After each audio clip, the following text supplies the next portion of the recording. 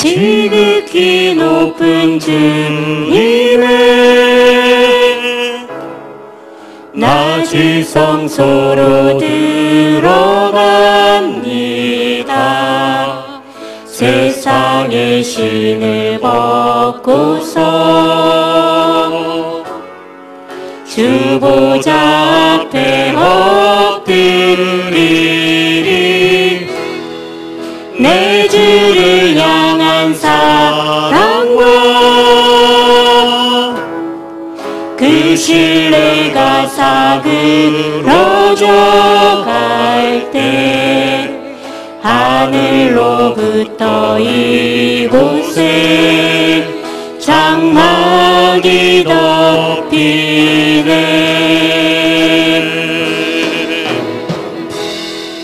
이곳을 덮으소서. 이곳을 비추소서. 내 안에 무너졌던 모든 소망 다 회복하리니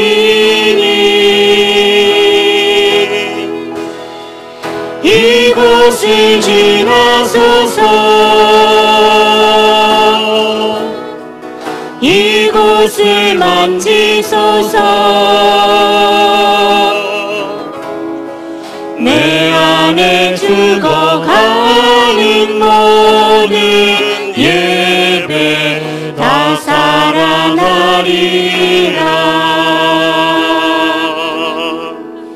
아멘. 오늘도 예배 자리에 나오신 모든 분들을 주님의 이름으로 환영하고 축복합니다. 오늘은 성령 강림 후 12번째 주일입니다. 오늘 우리는 교회 예배당에 모여 예배하지 못합니다. 모두가 온라인으로 가정과 각자의 삶의 자리에서 하나님을 예배합니다. 그래서 예배를 시작하기 전에 당부의 말씀을 드립니다. 여러분 이미 잘 이해하고 계시지만 시간과 공간을 만드셔서 시간과 공간을 넘어서서 임재하시고 다스리시는 성부, 성자, 성령 하나님은 지금 이곳에도 계시고 여러분이 계신 그곳도 가득 채우고 계십니다.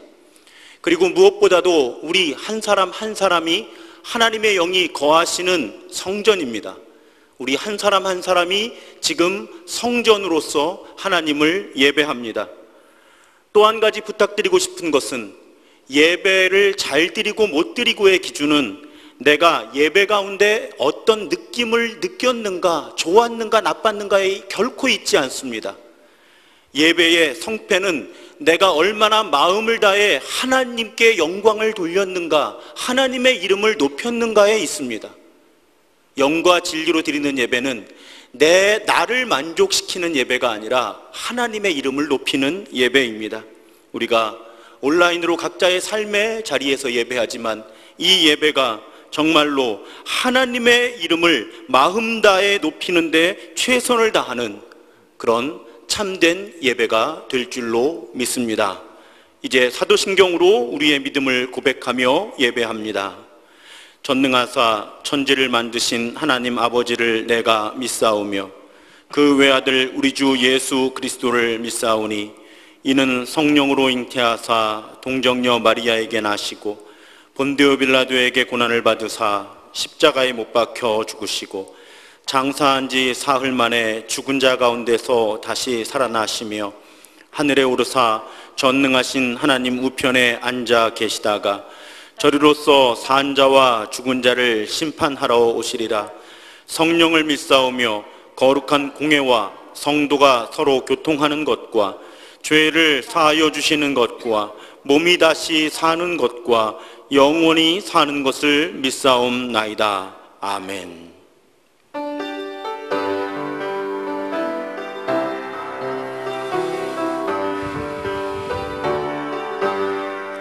내 영혼이 은총이고 주망죄지 벗고 보니 슬픔 많은 이 세상도 정육으로 화하구나.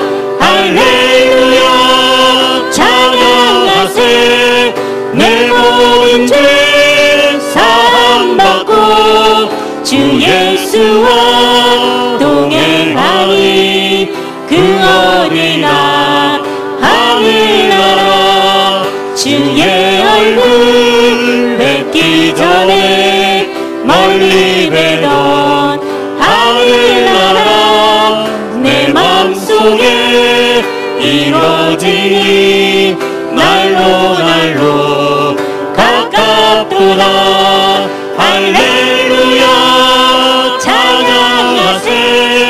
내 모든 죄 사함받고 주 예수와 동행하리. 그 어디나 하늘나라 높은 산이 거친 들이 조막이나 궁궐이나 내 주 예수 모신 곳이 그 어디나 하늘나라.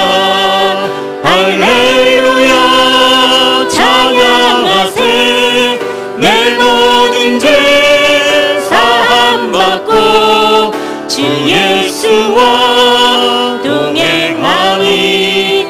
그 어디나 하늘나라.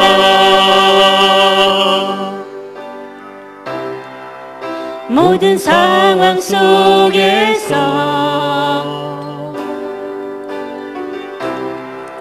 주를 찬양할지라.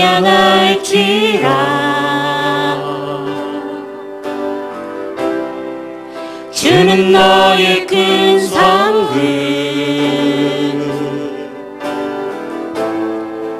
큰 도움이시라.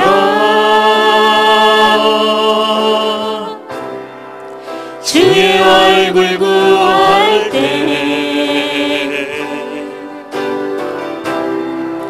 주의 영을 부으사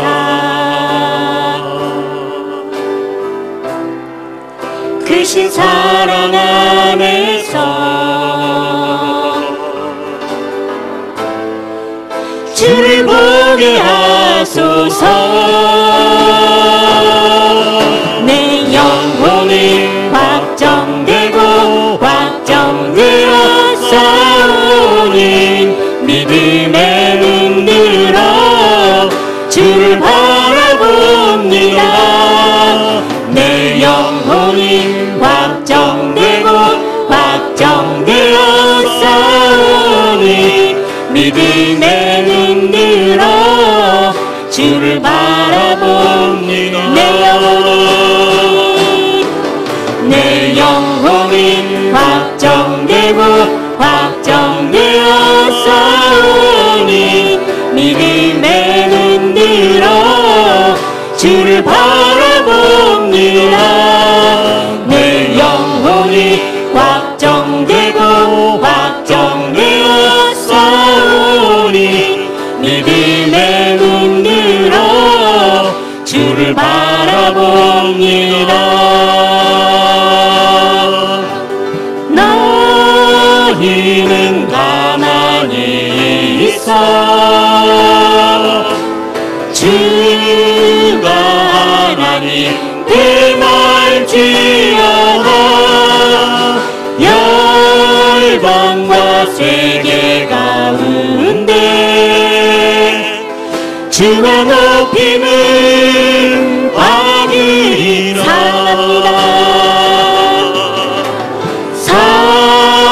사랑합니다 내 아버지. 찬양합니다 내 온 만나요. 선포합니다 예수 그리스도. 주님 오심을 기다리며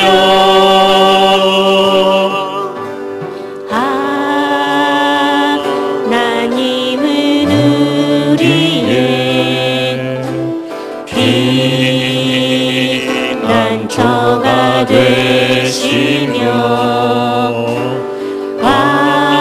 환난 중에 우리의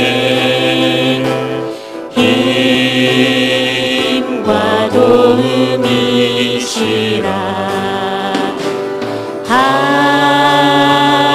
하나님은 우리의 피난처가 되시며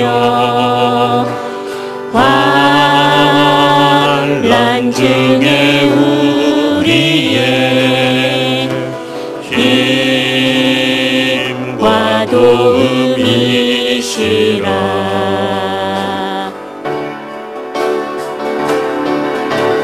너희는 가만히 있어 주가 하나님 대할지어다. 열방과 세계 가운데 주가 높임을 받으리라. 주가 높임을 받으리라. 아멘. 이제 우리 오늘 예배를 위해 기도하겠습니다. 하나님이 우리의 피난처이십니다. 하나님만이 우리의 참된 피난처이십니다.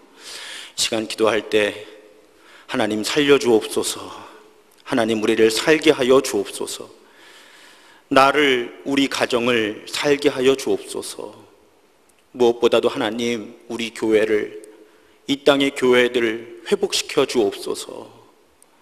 안타까운 마음으로 그렇게 기도하겠습니다. 우리 함께 통성으로 기도합니다. 사랑의 아버지 하나님, 감사합니다. 오늘도 예배당에 모일 수 없지만 가정과 각자의 삶의 자리에서 하나님의 이름을 부르며 영과 진리로 하나님을 예배하게 하시니 감사합니다. 하나님, 우리의 고통 가운데 함께 하시는 하나님, 우리를 살려주옵소서, 우리를 살게 하여 주옵소서. 나를 살게 하시고 우리 가정을 살게 하시고 우리 교회를 살게 하시고 이 땅의 교회들을 살게 하시고 우리나라를 살게 하시며 이 지구가 살아나게 하여 주옵소서.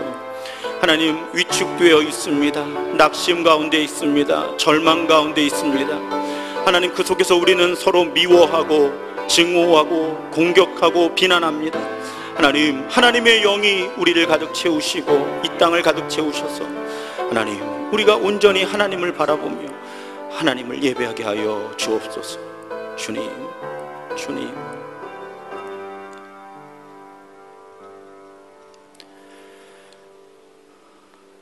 시간과 공간을 넘어 임재하시고 통치하시는 성부, 성자, 성령 하나님의 이름을 높입니다. 오늘 우리는 예배당에 모여 예배할 수 없습니다. 하지만 이렇게 우리가 모여서 예배할 수 없을 때 하나님은 모든 곳에 계시고 우리 한 사람 한 사람이 하나님의 성전이라는 고백을 잊지 않게 하여 주옵소서. 또한 우리가 만나서 교제할 수 없을 때 더욱 서로에 대한 관심과 사랑을 표현하며 서로를 위해 기도하는 사람들 되게 하여 주옵소서. 이 시간 내가 온라인으로 드리는 예배를 통해 어떤 경험을 하는지에 초점을 맞추기보다는 내가 온라인으로 드리는 이 예배를 통해 하나님께 영광을 돌리고 하나님의 이름을 높이는 것에 초점을 맞추게 하여 주옵소서.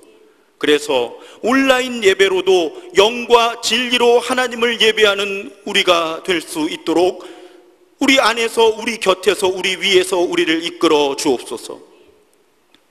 하나님, 새벽마다 우리가 예언서 말씀을 듣고 있습니다. 하나님의 백성들이 죄로 인해 나라가 망하고 성전이 파괴되는 심판을 받을 때에도 하나님은 여전히 심판의 하나님이실 뿐만 아니라 소망의 하나님이셨습니다. 하나님은 하나님과의 언약을 기억하며 하나님의 뜻대로 살아가는 사람들을 남은 자, 그루터기로 삼으셔서 다시 하나님의 백성들을 회복시키셨습니다. 하나님, 지금처럼 나라와 교회가 어려울 때 누군가를 비난하고 공격하기보다는 우리 스스로가 하나님의 백성답게 예수 그리스도의 에클레시아답게 바르게 믿고 바르게 살아가는데 최선을 다하게 하여 주옵소서. 무엇보다도 우리가 기도의 무릎을 꿇게 하여 주옵소서. 우리의 기도가 자신과 가족만을 위한 기도에 머물지 않게 하시고 기도의 동심원이 이 땅의 교회들과 우리나라, 세계 모든 나라들을 위한 기도로 확장되어 가게 하여 주옵소서. 오늘 예레미야의 기도문으로 하나님께 호소합니다. 여호와여, 주는 나의 찬송이시오니 나를 고치소서.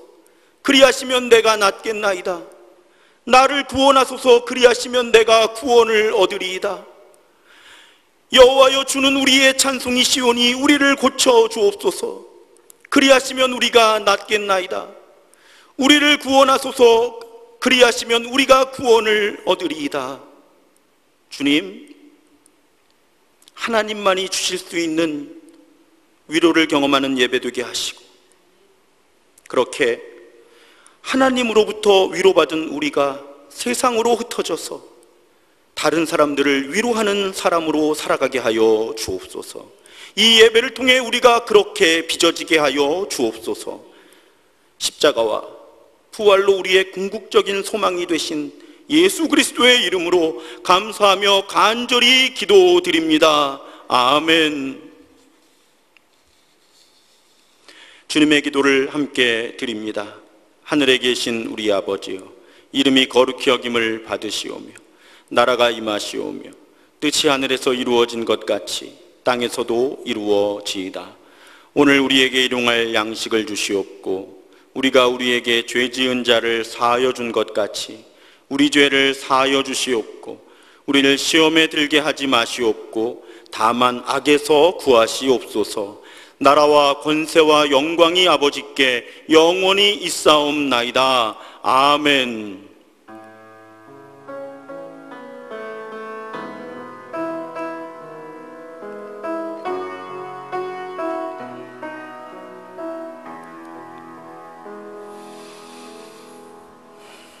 아멘. 이제 우리 함께 평화의 인사를 나누겠습니다. 주님의 평화가 여러분 모두와 함께 잘 들립니다. 감사합니다. 이제 화해와 평화의 징표로 서로 인사를 나누겠습니다. 주님의 평화가 함께 하시기 바랍니다. 주님의 평화가 함께 하시기 바랍니다. 주님의 평화가 함께 하시기 바랍니다. 우리 교회 소식 함께 나누겠습니다. 오늘 교회 주보는 홈페이지와 페이스북 그룹에 올라가 있습니다. 정부가 전국적으로 사회적 거리두기를 2단계로 격상을 했고요. 교회들은 온라인 예배와 모임만 허용되고 있습니다. 모든 현장 예배와 대면 모임은 중단된 상태입니다. 일단 30일까지 그렇게 예고가 되어 있는데, 지금 상황이 이렇게 지속이 되면 기간이 연장될지도 모르겠습니다. 다가오는 주말에 다음 주일과 다음 주간의 예배와 모임 일정과 방식을 공지하도록 하겠습니다. 그래서 새벽 기도회와 수요 예배도 모두 온라인으로 진행하도록 하겠습니다. 새로운 교회 이름을 우리가 찾고 있습니다. 가급적이면 8월 말까지 공모를 마치려고 합니다. 왜냐하면 10월 첫 주가 우리 교회 창립 기념주일이어서 9월 한 달 동안 확정을 해서 창립 기념주일에 발표를 하고 함께 기뻐하면 어떨까, 그렇게 생각을 하고 있습니다. 방송실 섬길 분들 계속 찾고 있습니다. 온라인 예배, 제가 온라인 예배로 전환하는 날 걱정을 또 많이 했는데, 감사하게도 온라인으로 전환하고 유튜브에 구독하고 또 이 영상을 보시는 분들의 숫자가 확실히 확 늘어나더라고요. 그래서 우리 교인들은 역시 모이지 못할 때 온라인으로 예배하시는구나 하고 감사한 마음입니다. 여러분 계속 온라인으로 예배해 주시면 감사하겠습니다. 우리가 예정되어 있던 모임이 있었습니다. 청소년 사역을 위한 대화의 시간이 있었고 속장 모임 시간이 있었는데 별도 공지시까지 일단 연기하도록 하겠습니다. 결혼하는 가정이 있습니다. 윤덕원, 정순자 집사님 11속이신데 장녀되는 서현 양이 돌아오는 토요일 오전 11시에 웨딩그룹 위더스 중랑점에서 결혼 예식을 거행합니다.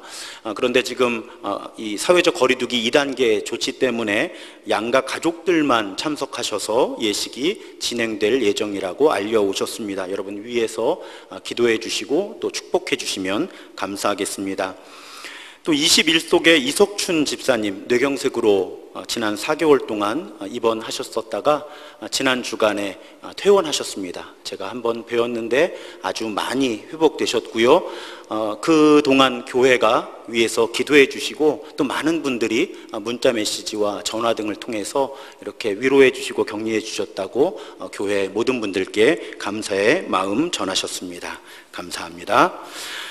오늘 우리에게 주시는 하나님의 말씀은 전도서 7장 14절로 18절의 말씀입니다. 전도서 7장 14절로 18절의 말씀입니다. 제가 봉독하겠습니다. 형통한 날에는 기뻐하고 곤고한 날에는 되돌아보아라. 이 두 가지를 하나님이 병행하게 하사 사람이 그의 장래일을 능히 헤아려 알지 못하게 하셨느니라. 내 허무한 날을 사는 동안 내가 그 모든 일을 살펴보았더니 자기의 의로움에도 불구하고 멸망하는 의인이 있고 자기의 악행에도 불구하고 장수하는 악인이 있으니 지나치게 의인이 되지도 말며 지나치게 지혜자도 되지 말라. 어찌하여 스스로 패망하게 하겠느냐. 지나치게 악인이 되지도 말며 지나치게 우매한 자도 되지 말라. 어찌하여 기한 전에 죽으려고 하느냐.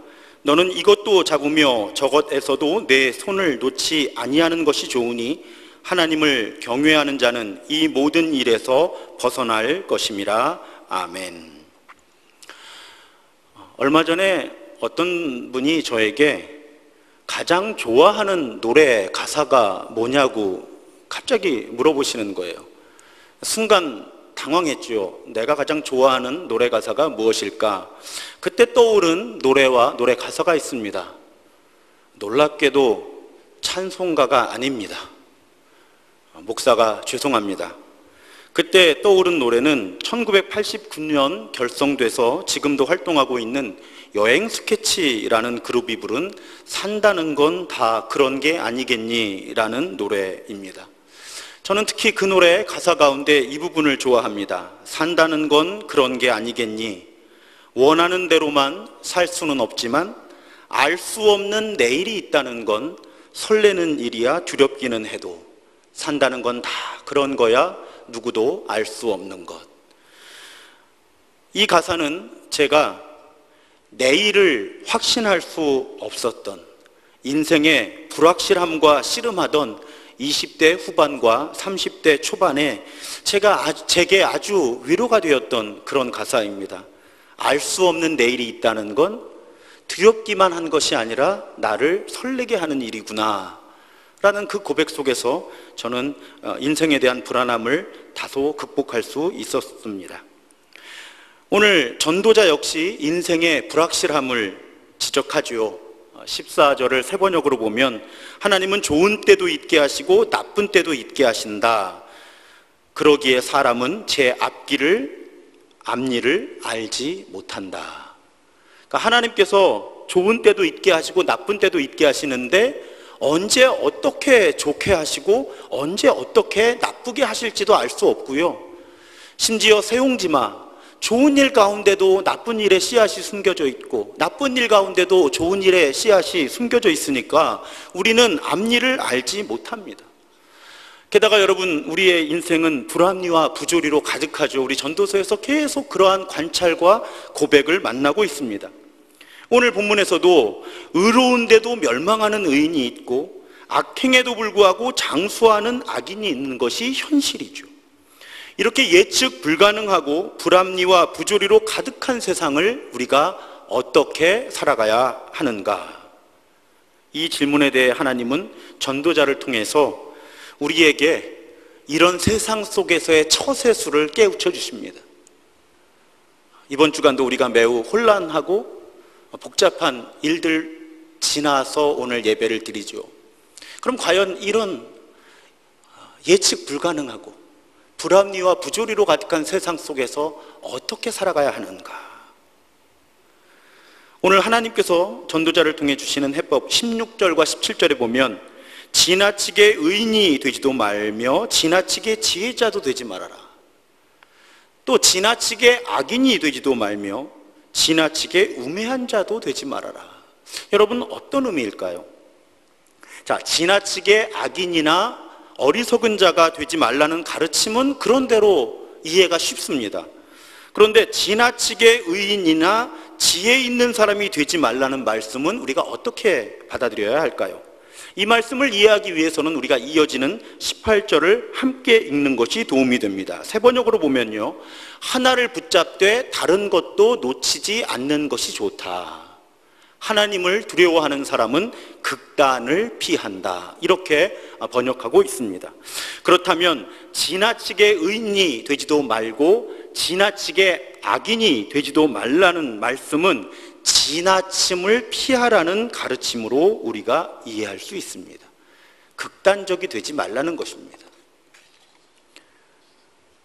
이렇게 극단적이 되지 않으려는 태도가 불확실한 세상, 부조리로 불합리로 가득 찬 세상을 살아가는데 도움이 된다는 것입니다.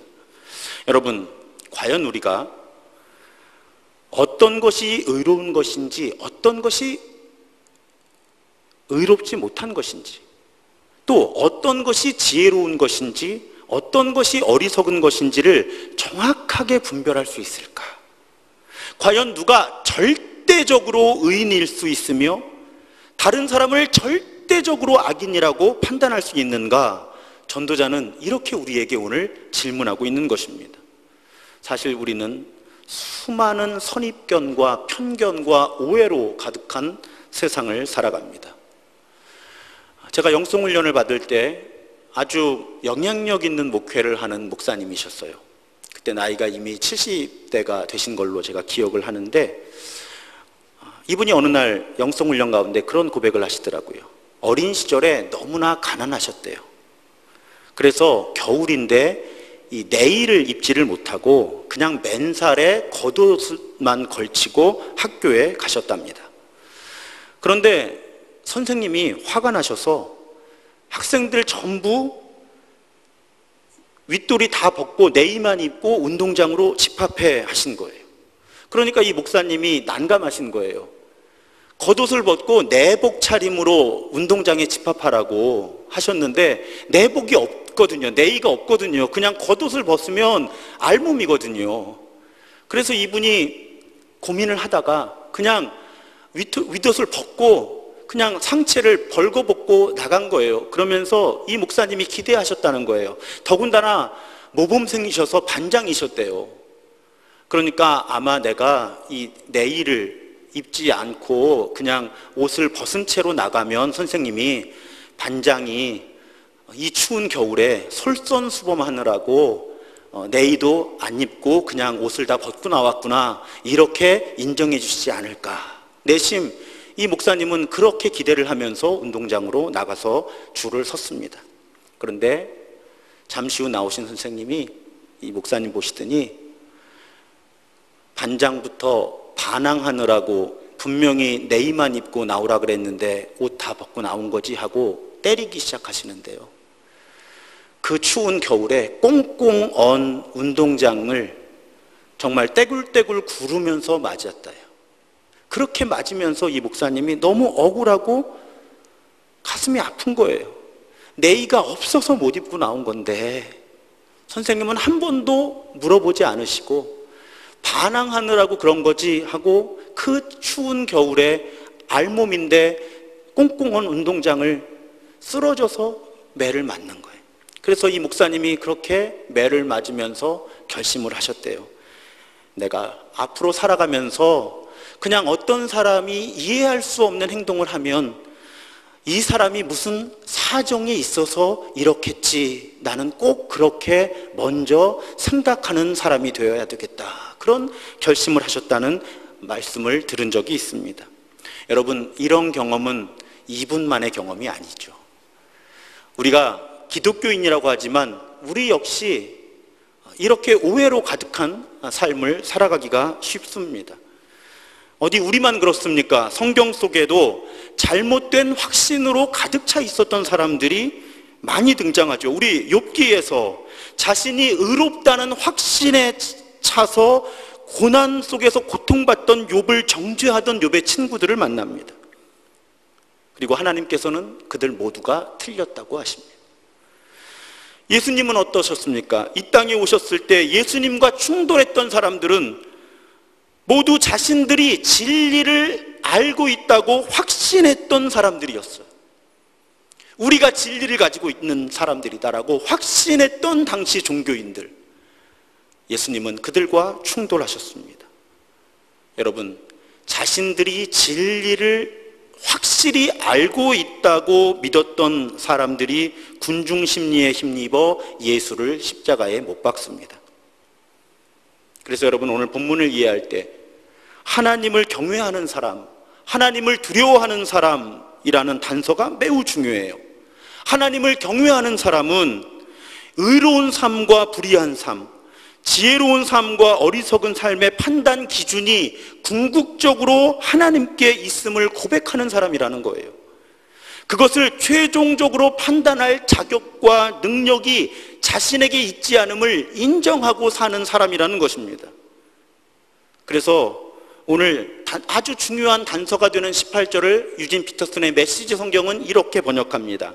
하나님을 경외하는 사람은 현실의 한 부분만 붙들지 않고 모든 면을 책임 있게 아우른다는 거예요. 이 세상의 모든 일들이 여러 가지 측면이 있으니까 하나님을 경외하는 사람은 어느 한 극단만 붙들고 극단적인 말과 행동을 하는 사람들이 아니라 그것을 모두 이해하고 판단할 수 있는 자격과 능력이 나에게 없음을 인정하면서 이 현실의 모든 다양한 측면들을 다 아우르려고, 끌어안으려고, 이해하려고 노력하는 사람들이 하나님을 경외하는 사람이라는 것입니다. 이러한 입장은 사실은 성경 외에도 동양 철학과 서양 철학에 모두 나타나는 오늘 설교의 제목이죠. 중용이라고 하는 개념입니다. 여러분, 중용이라고 하는 것, 중국의 순자라는 사상가는 그런 말을 했다 그래요. 만물을 다 같이 늘어놓고 곧고 발음을 재고 헤아리는 것이 중용이다. 그래서 여러분, 중용이라고 하는 말을 오해해서는 안 되는 것은 그냥 이 극단도 이 극단이 아니고 기계적으로 산술적으로 중간을 차지하려고 하는 것, 중간의 위치를 지키려고 하는 것이 중용이 절대 아니라는 거예요. 그냥 이쪽 극단도 피하고 이쪽 극단도 피하면서 거리를 재서 요만큼이면 중간이다, 이런 태도가 중용이 절대 아니라고 하는 것입니다. 중용은 지나침과 모자람의 극단을 피하면서 그 사이에서 본질을 찾아가려고 하는 매우 역동적인 노력이라는 거예요. 과연 이 극단도 진리가 아닐 가능성이 높고 이 극단도 진리가 아닐 가능성이 높은데, 그렇다면 진리는 이 가운데 어디에 있는가를 끊임없이 찾아내려고 그 사이를 움직여 나가는 그런 태도와 노력이 중용이라고 하는 것입니다. 성경뿐 아니라 동양과 서양의 철학 모두가 극단을 피하면서 정말 진리가 무엇인가를 그 안에서 찾아내려고 하는, 이분법적인 사고를 거부하면서 이것만 옳다든지 혹은 이것만 옳다든지 하는 이분법적인 사고를 피하면서 과연 무엇이 진리인가를 찾아내려고 하는 노력을 역동적으로 지속해 나가는 것, 바로 이것이 중용이라는 말씀입니다. 그리고 전도서는 바로 그런 중용의 태도를 우리에게 권면하고 있습니다. 여러분, 세상은요, 스스로 의롭다고 여기는 사람들이 망가뜨립니다. 그리고 스스로 의롭다고 여기는 사람들은 자기 자신도 파괴합니다. 그래서 우리는 극단적이 되어서는 안 되는 것이죠. 이것이 성경의 가르침입니다. 오늘 하나님께서 전도자를 통해 우리에게 일깨워 주시는 거예요. 지나치게 의로운 척하면 망한다는 거죠. 지나치게 악인이 되는 것은 더 설명할 필요가 있겠습니까? 그래서 우리는 특히 우리가 하나님의 다스리심을 다 이해할 수 없다고 고백한다면 극단에 치우친 성급한 판단, 성급한 말, 성급한 행동을 하지 않도록 조심해야 합니다. 그것은 나와 공동체를 모두 파괴하기 때문입니다. 같은 지혜서인 잠언 15장은 이렇게 말씀합니다. 의인의 마음은 대답할 말을 깊이 생각하여도 악인의 입은 악을 쏟느니라. 어떤 의미인가요? 의로운 사람일수록 어떤 말을 할 때, 특히 부정적인 이야기를 할 때, 악한 이야기를 하기 전에 깊이 생각한다는 것입니다. 반대로 보면 깊이 생각하지 않고 말하는 사람은 의로운 사람이 되기 어렵다는 것입니다. 여러분, 특히 저는 오늘 좀 좁은 영역에 집중하고 싶은데요. 우리 크리스천들, 예수를 따라 사는 우리는 성경과 하나님의 뜻에 대해서 말할 때 매우 신중해야만 합니다. 매우 중요한 예를 하나 드리겠습니다. 얼마 전에 우리가 함께 읽었던 이사야 56장, 제가 새벽 기도회 설교할 때 설명했던 내용이에요. 이사야 56장에 보면 이방인과 장애를 가진 사람들이 하나님 앞에서 스스로를 초라하게 여기지 말라는 말씀이 등장합니다. 그 이야기는 무슨 뜻이에요? 그때 이사야가 예언하는 시점에 이방인들과 장애를 갖고 있는 사람들은 하나님 앞에서 스스로 초라하다고 여겼다는 거지요. 왜 스스로를 초라하게 여겼을까? 훨씬 예전에, 이사야보다 훨씬 예전에 레위기, 신명기 이런 책들을 보면 이방인과 장애인들은 하나님의 성전에 들어갈 수 없었고 하나님의 백성들의 총회에 들어올 자격이 없는 사람들이었어요. 그래서 하나님 앞에 스스로 초라하다고 여길 수밖에 없었던 것이죠. 그런데 이사야 56장은 어떻게 선포합니까? 2절에 보면 안식일을 지켜 더럽히지 아니하며 그의 손을 금하여 모든 악을 행하지 아니하여야 하나니 이와 같이 하는 사람, 이와 같이 굳게 잡는 사람은 복이 있느니라. 어떤 의미인가 하면요, 유대인이 아니라 이방인이더라도, 신체 건강한 사람이 아니라 장애가 있는 사람이더라도 하나님을 경외하고 안식일을 지키고 악을 행하지 않으면 하나님의 백성이 될 수 있다는 선언이에요. 이런 맥락에서 바로 그 이사야 56장에 내 집은 만민이 기도하는 집이라는 선언이 등장하는 겁니다. 예수님이 성전을 정화하시면서 내 집은 만민이 기도하는 집이다 말씀하실 때 바로 이 이사야 56장을 인용하시는 거예요. 우리가 만민이 기도하는 집이라고 예수님이 말씀하신 것의 액센트가 기도하는 집에만 있지 않다는 것입니다. 만민이 모일 수 있는 집이라는 거예요. 만민이. 적어도 이사야가 선포할 때는 그동안 소외되고 차별받던 이방인들과 장애인들도 이제 이 하나님의 전에 들어올 수 있다. 이 집은 만민의 집이다 라는 의도죠. 만민의 기도하는 집이다. 그렇게 이사야는 선포한 것입니다. 이 선포의 마지막 단락에서 하나님은 심지어 이렇게 선포하십니다. 8절이죠. 이스라엘의 쫓겨난 자를 모으시는 주 여호와가 말하노니 내가 이미 모은 백성 외에 또 모아 그에게 속하게 하리라 하셨느니라. 자, 어떤 이유에서든지, 심지어는 성경이 규정하고 있었던 거예요. 이 사람들은 하나님의 백성이 아니다. 그런데 오늘 이사야 56장 8절에서 하나님은 선포하시는 겁니다. 그렇게 쫓겨난 자를 내가 모으겠다. 이미 모아놓은 백성 외에 또 모을 것이다. 하나님이 그렇게 선포하셨다는 것입니다. 사람들은 성경을 근거로 해서 이방인은 하나님의 백성이 아니야, 장애인은 하나님의 백성이 아니야 이렇게 선언했던 거예요. 그런데 하나님은 그 성경을 새로 쓰시는 겁니다. 아니, 이방인도 장애인도 다 나의 백성이다. 그리고 아까 8절에서 쫓겨난 자를 모으시는 주 여호와가 말하노니 내가 이미 모은 백성 외에 또 모아 그에게 속하게 하리라. 그러니까 성경에 보면 사람들은 계속 나는 하나님의 백성인데 너는 아니야 이런 태도였어요. 그런데 하나님은 계속 무슨 소리야? 저 사람들도 나의 백성이야 이런 모습을 보이시는 거예요. 그리고 예수님이 이 땅에 오셨어요. 그 예수님의 십자가와 부활을 경험한 사람들, 초대교회 공동체는 어떻게 선언하죠? 대표적인 말씀이 갈라디아서 3장 28절의 말씀이죠. 너희는 유대인이나 헬라인이나 종이나 자유인이나 남자나 여자나 다 그리스도 예수 안에서 하나다. 예수 그리스도는 국적과 인종, 사회적 지위, 성별의 차별을 철폐하셨다는 것입니다. 여러분, 이걸 보세요. 성경은 과거의 어떤 특정한 목적으로 특정한 지역과 사람들, 상황 속에 주어졌던 규칙들이 성경 안에서도 끊임없이 새로워지고 있음을 우리에게 보여주고 있는 거예요.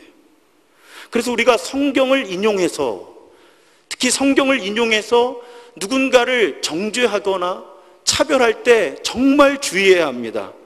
내가 인용하는 성경 구절이 이후에 기록된 성경에 의해서 갱신되기도 하기 때문이고요. 내가 지금 인용하는 성경 구절이 성경 전체를 관통하는 하나님의 통치의 관점에서 다른 관점으로 해석될 수도 있기 때문입니다. 율법이 적용되는 현장에서도 기계적으로 율법이 적용되질 않았어요. 그 모범을 예수께서 보여주십니다. 모두 아시는 말씀이에요. 가늠하다 현장에서 붙들려 온 여인이 있어요. 사람들이 그 여인을 예수께 데려와 묻습니다. 율법에 따르면 돌로 쳐야 합니다. 예수님이 율법을 기계적으로 적용하는 분이었다면, 우리 하나님이 그런 분이었다면 당연히 돌로 치라고 하셔야 합니다. 그런데 예수님은 너희 중에 죄 없는 자가 먼저 돌로 치라고 말씀하심으로 율법이 시대와 상황에 따라 다르게 적용될 수 있음을 분명하게 보여주십니다. 그래서 우리는 지금 아무도 돌로 쳐 죽이지 않습니다. 간음이라는 행위가 죄라는 것은 분명했습니다. 예수께서 그 여인에게 가서 다시는 죄를 짓지 말아라 라고 말씀하셨기 때문이죠. 간음이 죄인 것은 분명했지만 그 죄에 대한 처벌은 율법에 기록된 대로 기계적으로 진행되기보다는 시대와 상황에 따라서 변화가 필요했다는 것입니다. 여러분, 이 관점으로 사도 바울의 서신들을 읽어나가 보십시오. 초대교회 공동체는 끊임없이 이런 질문을 받았던 거예요. 할례를 받아야 그리스도인이 됩니까? 할례 받지 않으면 그리스도인이 될 수 없습니까? 우상에게 드려진 음식을 크리스천들이 먹어도 됩니까? 먹으면 안 됩니까? 그런데 초대 기독교 공동체, 초대교회는요, 주로 유대인들에게, 주로 구약시대에 주어진 율법을 새로운 시대, 새로운 상황에 다시 해석해 냈습니다.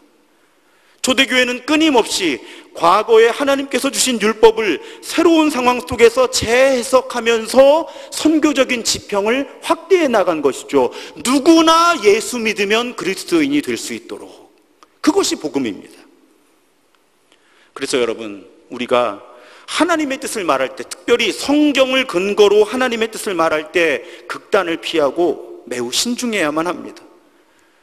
예수께서는 마태복음 5장에서 맹세하지 말라고 말씀하신 거예요. 그래서 레위기, 민수기, 신명기에 보면 거짓 맹세를 하지 말라는 가르침이 있습니다. 그런데 예수님은 아예 거짓 맹세를 하지 말라는 가르침을, 그건 옛사람들에게 주어진 계명이고 너희들은 이제 아예 맹세하지 말아라 라는 새로운 규칙을 주신 거예요. 그러면서 예수님이 이렇게 말씀하십니다. 너희는 예 할 때는 예라는 말만 하고 아니요 할 때는 아니요라는 말만 하여라. 이보다 지나친 것은 악에서 나오는 것이다. 여러분, 중용이죠.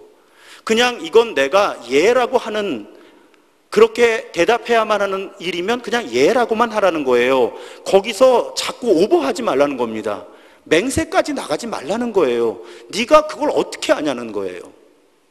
네가 어떻게 그것을 확신할 수 있냐는 거예요. 아닌 건 그냥 아니라고만 하라는 거예요. 그 아니라는 것을 관철시키기 위해서 오버하지 말라는 거예요. 그것이 예수님의 의도입니다. 이런 가르침을 이어받아서 로마서 12장 3절 이렇게 말씀하시죠. 역시 세 번역입니다. 나는 내가 받은 은혜를 힘입어서 여러분 각 사람에게 말합니다. 여러분은 스스로 마땅히 생각해야 하는 것 이상으로 생각하지 말고 하나님께서 각 사람에게 나누어 주신 믿음의 분량대로 분수에 맞게 생각하십시오. 자, 모든 사람에게 용량이 있어요. 한계가 있습니다. 이걸 자꾸 넘어서서 무리를 하지 말라는 거예요. 그것은 악에서부터 나오기 쉽고 죄로 이어지기 쉽다는 것입니다. 내가 마땅히 생각해야 하는 것, 그 수준 이상으로 생각하지 말고 하나님께서 각 사람에게 나눠주신 믿음의 분량대로 분수에 맞게 생각하십시오. 여러분, 결코 이 말을 오해하셔서 그러면 죄송합니다, 너희들은 평신도니까 이만큼 아니까 목회자인 나의 뜻에 순종해라, 절대 이런 의도가 아니에요. 우리는 끊임없이 그 믿음의 분량을 넓혀 나가서 성장해 나가야 하는 것이죠. 이건 뭐 목회자든 평신도든 상관없습니다. 모든 크리스찬들은 다 그 믿음의 분량을 넓혀 나가는 움직임을 하나님의 이끄심 가운데 계속해야 하는 거예요. 하지만 적어도 하나님의 뜻대로 살아가는 지혜로운 사람은 자기 그릇을 안다는 겁니다. 내가 어디만큼 알 수 있고 얼만큼 확신에 찬 이야기를 할 수 있는지, 그것을 넘어서는 것은 악으로부터 나오는 것인지 아닌지, 하나님의 영에 붙들려 사는 사람은 그 한계를 아는 사람이라는 거예요. 그래서 예, 아니요, 넘어가지 않고 그 안에서 자신의 위치를 설정하면서 진리를 찾아간다는 것입니다. 사랑하는 여러분, 그렇기 때문에 이 혼란스러운 시기에 무엇인가를 판단하고 결론을 내리고 그 결론을 바탕으로 행동을 하려고 할 때, 특히 다른 사람들을 판단하고 정죄할 때 우리는 무리를 해서는 안 됩니다. 맹목적이 되어서는 안 됩니다. 자신의 수준을 알고 내가 접할 수 있는 정보의 정확도가 얼마인지를 이해하고 자신의 한계를 분명히 이해해야 한다는 것입니다. 그래서 여러분, 성숙한 예수의 제자, 성숙한 하나님의 사람들은 늘 무엇인가를 주장할 때 내 마음 한켠에 이 생각을 붙들어야 되는 거예요. 내 확신은 항상 틀릴 수 있다. 나는 항상 틀릴 수 있다. 나는 항상 틀릴 수 있다는 기본적인 전제를 가지고 판단하고 말하고 행동할 때 우리는 다 알 수 없고 예측 불가능하고 부조리한 이 세상을 보다 하나님의 사람으로 지혜롭게 살아갈 수 있다는 것입니다. 여러분, 사실 지나친 자기 확신을 경계하고 극단적이 되지 말아야 하는 영역은 신앙의 영역만이 아니에요. 전도서 11장에 유명한 말씀 있잖아요. 너는 네 떡을 물 위에 던져라. 여러 날 후에 도로 찾으리라. 7에게나 8에게 나눠줄지어다. 무슨 재앙이 땅에 임할는지 네가 알지 못함이니라. 여러분, 다양한 의미로 해석이 되는데 사실은 이 본문이 가장 적절한 해석은 투자를 할 때 분산 투자를 하라는 것입니다. 무슨 일이 일어날지 모르니까 분산 투자를 하라는 거예요. 하나에 올인하지 말라는 겁니다. 세상 모든 일이 불확실하고 우리가 그 움직임을 예측하는 것이 거의 불가능하기 때문에 다양한 가능성을 염두에 두라는 가르침이에요. 이어지는 6절 말씀을 함께 고려하면 더 이해가 쉽습니다. 너는 아침에 씨를 뿌리고 저녁에도 손을 놓지 말라. 이것이 잘 될는지 저것이 잘 될는지, 혹은 둘이 다 잘 될는지, 혹은 둘 다 안 될 건지 알지 못함이니라. 그러니까 지나치게 이걸 선택하면 내가 무조건 잘 될 것이다, 이렇게 넘겨짚지 말라는 거예요. 그걸 어떻게 아냐는 거예요. 그러니까 지혜로운 사람은 세상 모든 일을 판단하고 행동할 때 다양한 가능성을 염두에 둔다는 거예요. 그런데 오늘 저는 그 가운데 우리가 하나님의 뜻, 특히 성경을 인용할 때 결코 우리의 한계를 넘어서서는 안 된다라는 부분에 초점을 맞추어서 말씀을 전한 것입니다. 저는 제가 신도중앙교회에서 설교해 가는 동안, 제가 5년을 설교할 수 있을지 10년을 설교할 수 있을지 20년을 설교할 수 있을지 모르지만요, 제가 가끔은 이렇게 말할 수 있으면 좋겠어요. 여러분, 이 말씀은, 오늘 본문은 사실은 제가 그동안 여러분께 이렇게 가르쳐 왔는데, 사실 최근의 연구와 묵상, 또 오늘 시대적 상황 속에서는 이렇게 해석해서는 안 되고요, 이렇게 새로 다시 생각해 봐야 되겠습니다. 죄송합니다. 제가 그동안 여러분들을 잘못 가르쳤던 것 같습니다. 성경을 잘못 풀었던 것 같습니다. 제가 이렇게 여러분에게 말씀드릴 수 있었으면 좋겠어요. 만약 제가 이런 말을 전혀 하지 않는다면 둘 중에 하나입니다. 제가 공부와 기도를 열심히 안 하는 설교자이거나, 그래서 새로 깨닫고 발견하는 지식이 없이 그냥 늘 알았던 것만 설교하는 게으른 설교자이거나, 아니면 제가 새로운 것을 깨달았는데도 교인들이 다른 이야기를 하면 뭐라 그럴까봐 제가 용기가 부족해서 인정하지 못하는. 그런데 여러분, 이 두 상황이 모두 다 슬픈 일이죠. 저는 제가 복음의 진리라고 믿는 가르침들을 설교하다가도요, 제가 잘못 설교한 것이 있다면 언제든지 번복할 수 있는 용기가 저에게 있어야 합니다. 또 그럴 수 있을 만큼 공부하고 기도하고 묵상해야 하고요. 또 여러분 설교를 듣는 모든 분들은 항상 새롭게 주어지는 하나님의 뜻이라는 가능성에 열려 있어야 하는 거예요. 그래야 우리가 끊임없이 하나님의 뜻을 추구해 갈 수 있다는 것입니다. 여러분, 극단을 피하고 중용을 지키기 위해서 우리에게 필요한 자세가 무엇일까? 이걸 어떻게 예를 들면 좋을까를 고민하다가 적절한지 모르겠어요. 여러분 나중에 한번 저에게 개인적으로 말씀해 주세요. 적절했는지. 제가 자전거를 배우는 거하고 운전을 배우는 걸 생각해 봤어요. 제가 아주 어릴 때 자전거를 배울 때 어떻게 생각을 했었는가 하면, 자전거 핸들을 꽉 잡고 있으면 자전거가 똑바로 가고 넘어지지 않을 거라고 생각했어요. 그래서 자전거를 배울 때 넘어지는 사람들이 이해가 안 갔어요. 에이 바보같이 그냥 핸들만 똑바로 붙들고 있으면 어쨌든 자전거는 똑바로 갈 거 아니야. 그런데 웬걸요, 자전거를 배우는데 적절히 좌우로 흔들지를 않으면 자전거는 넘어집니다. 자동차 운전을 배울 때도 똑같더라고요. 저는 운전면허 시험장에 가서 이렇게 보면 선을 벗어나는 사람들이 이해가 안 가는 거예요. 핸들만 똑바로 잡고 있으면 차는 앞과 뒤로만 움직일 텐데 왜 삐뚤어져서 선을 밟을까? 근데 처음에 자동차에 올라가서 딱 핸들을 잡았더니 꽉 똑바로 잡고 있는다고 차가 똑바로 가는 게 아니더라고요. 적당하게 흔들어줘야 차가 똑바로 갑니다. 여러분, 이 태도가 중용이 아닐까. 그래서 여러분, 우리가 진리를 정말로 추구하고 싶으시면요, 여러분, 자전거 핸들이나 자동차 핸들을 꽉 붙들고 계시면 안 되는 거예요. 적당히 흔들어야 똑바로 가는 거죠.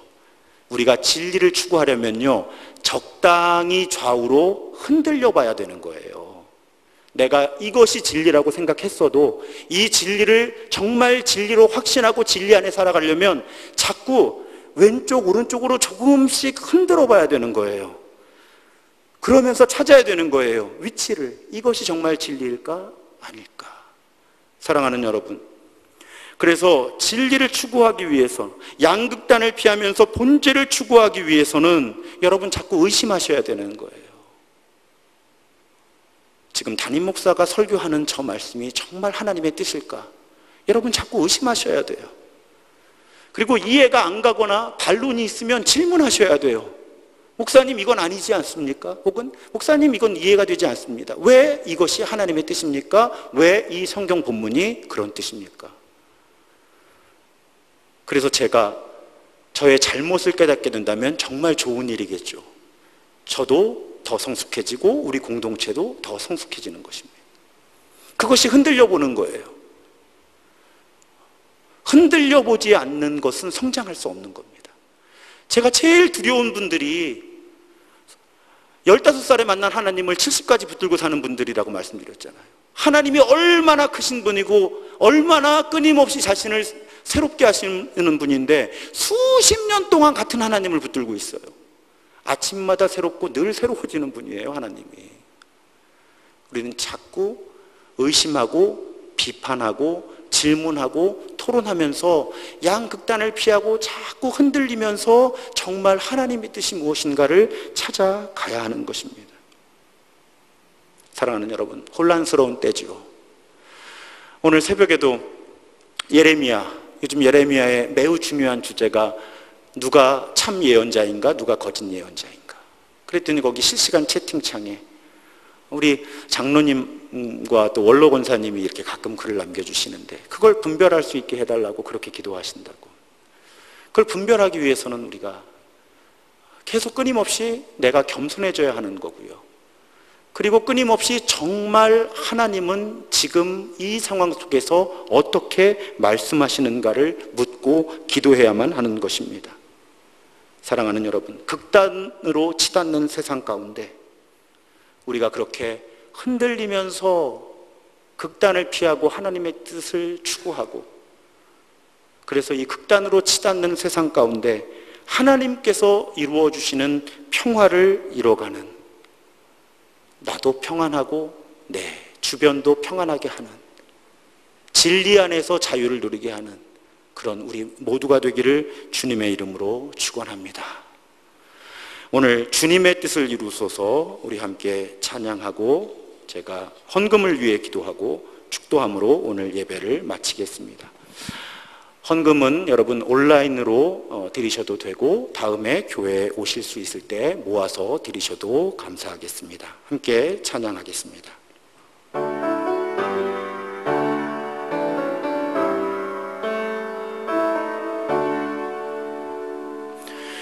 주님의 뜻을 이루소서. 고요한 중에 기다리니 진흙과 같은 날 빚으사 주님의 형상 만드소서. 주님의 뜻을 이루소서.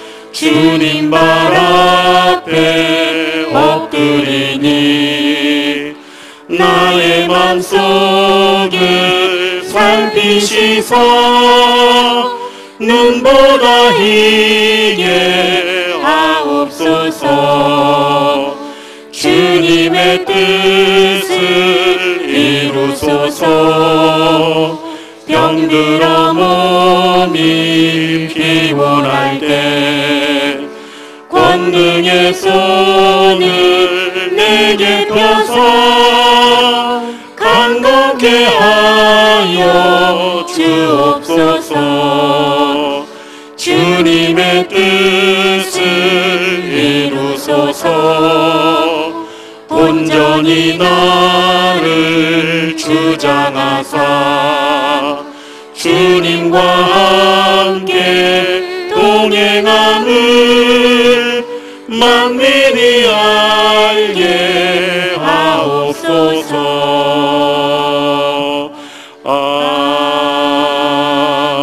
아멘.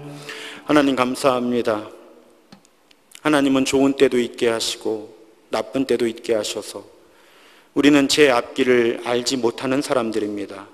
하나님, 그런 우리의 한계를 인정하면서 지나치게 의인이 되려고 하거나 지나치게 악인이 되려고 하는 시도, 그런 태도를 버리게 하여 주옵소서.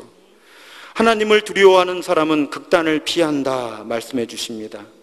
하나님을 경외하는 사람은 현실의 한 부분만 붙들지 않고 모든 면을 책임감 있게 아우른다고 말씀해 주십니다. 하나님, 늘 진리 앞에 겸손하게 하여 주옵소서. 이해할 것은 이해하고 아니요 할 것은 아니요만 하는, 그것을 넘어서서 악에서부터 나오는 무리를 하지 않는 그런 사람들 되게 하여 주옵소서. 하나님, 오늘 특별히 이 세상이 본인이 의롭다고 하는 사람들 때문에 많이 힘들어집니다.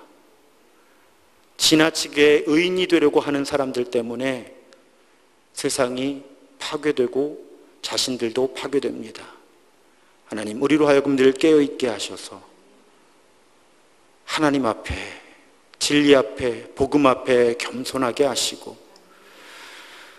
영적으로 끊임없이 성장을 시도하고 애쓰지만 내 한계를 분명히 아는 그런 지혜로운 사람들 되게 하여 주옵소서. 하나님, 지나친 자기 확신에 노예가 되지 않게 하여 주시고 적당히 좌우로 흔들리면서 의심하고 비판하고 질문하고 토론하면서 그렇게 더욱 하나님과 하나님의 진리 거기에 다가서는 우리가 되게 하여 주옵소서. 하나님, 우리가 예물을 드립니다. 이 예물이 사용되는 곳마다 하나님이 기뻐하시는 일만 일어나게 하여 주옵소서. 낙심한 사람들이 소망을 얻고 쓰러졌던 그리스도의 몸된 교회들이 일어서고 이 땅에 하나님의 나라가 더욱 확장되게 하여 주옵소서. 지금 인생의 광야를 지나는 많은 가정들, 가장들, 부모님들, 자녀들 하나님 붙들어 주셔서 일용할 양식을 허락하여 주시고 광야에서 오병이어의 이적을 우리에게 표적으로 보여주옵소서. 하나님의 공급하심을 더욱 신뢰하게 하여 주옵소서. 지금은 이 땅에 오셔서 하나님의 나라를 새롭게 선포하시고 십자가와 부활로 우리를 구원하신 예수 그리스도의 은혜와 아무것도 끊을 수 없는 사랑으로 우리와 함께 하시는 성부 하나님의 무한하신 사랑하심과 우리로 하여금 늘 하나님 앞에 겸손하게 낮아져서 좌우로 흔들리면서 극단을 피하고 진리를 추구하게 하시는 성령 하나님의 교통하심이 오늘 이 예배를 마치고 일상으로 세상으로 흩어져 하나님의 사람, 일상에서 예수를 따라 사는 사람들로 살아가기를 새롭게 결단하는 모든 예배자들 위해 이제로부터 영원토록 함께 하시기를 간절히 축원하옵나이다. 아멘.